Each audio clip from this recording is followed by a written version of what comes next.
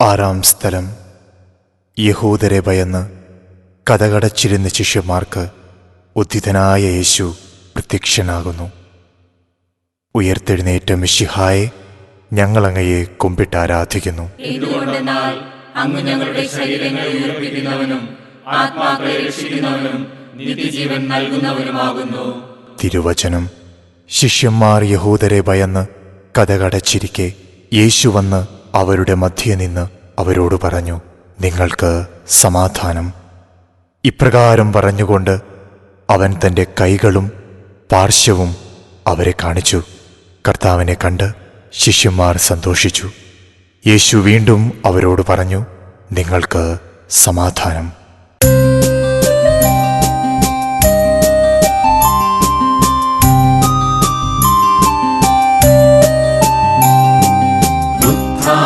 ദിനമന്ന് പ്രത്യക്ഷനായീശു ഭീതരാം ശിഷ്യർക്കു നടുവിൽ നേർന്നു സമാധാനം സാന്ത്വന സന്ദേശം കാണിച്ചു കരചരണങ്ങൾ നാഥൻ വിശ്വസിച്ചനുഗ്രഹം നൽകി.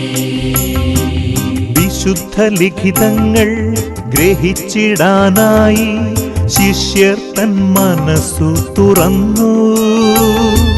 പരിശുദ്ധാത്മാവിൻ വാഗ്ദാനത്താലെ ഉന്നത ശക്തി നേടാനായി നാഥൻ ശിഷ്യരെ അണിയിച്ചൊരുക്കി. അന്ധരായി ഞങ്ങൾ ഭീതിയിൽ ഉണരുമ്പോൾ മനസ്സു തുറന്നു തരേണേ.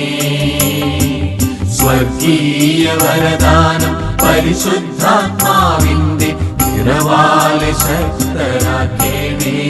ദാദാ അഭിഷിക്തരാക്കിയിടേണേ.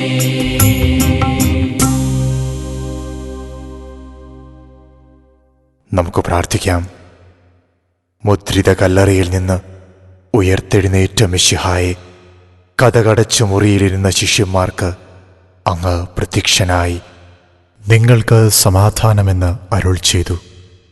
തൻ്റെ ശരീരത്തിലെ മുറിവുകളും ആണിപ്പഴുതുകളും കാണിച്ച് തൻ്റെ ഉദ്ധാനം ശിഷ്യർക്ക് ബോധ്യപ്പെടുത്തി. പിതാവ് എന്നെ അയച്ചതുപോലെ ഞാനും നിങ്ങളെ അയക്കുന്നു എന്നരുൾ ചെയ്ത് അവരുടെ മേൽ നിശ്വസിച്ചനുഗ്രഹിച്ചു. ഞാൻ നിങ്ങൾക്ക് സമാധാനം തന്നിട്ടു പോകുന്നു. എൻ്റെ സമാധാനം നിങ്ങൾക്ക് ഞാൻ നൽകുന്നു. ലോകം നൽകുന്നതുപോലെയല്ല ഞാൻ നൽകുന്നത് എന്ന ആശ്വാസവചനങ്ങൾ ഞങ്ങൾക്കേകിയ ഈശോയെ, ആത്മവിശ്വാസം പകർന്നു തന്ന് ഞങ്ങളെ പ്രബലപ്പെടുത്തണമേ. കർത്താവെ, അനുഗ്രഹിക്കണമേ. മിശിഹായെ അനുഗ്രഹിക്കണമേ. പരിശുദ്ധ ദൈവമാതാവേ, ഉദ്ധിതനായ മിശിഹായുടെ മഹത്വത്തിൽ പങ്കുചേരുവാൻ ഞങ്ങൾക്ക് വേണ്ടി പ്രാർത്ഥിക്കണമേ.